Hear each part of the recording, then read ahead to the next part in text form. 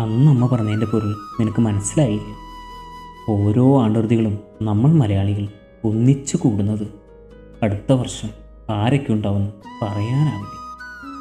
അടുത്തുള്ളപ്പോൾ നല്ല നിമിഷങ്ങളെ ഓർത്തെടുക്കാനാണ് നമ്മളെല്ലാവരും ശ്രമിക്കേണ്ടത്.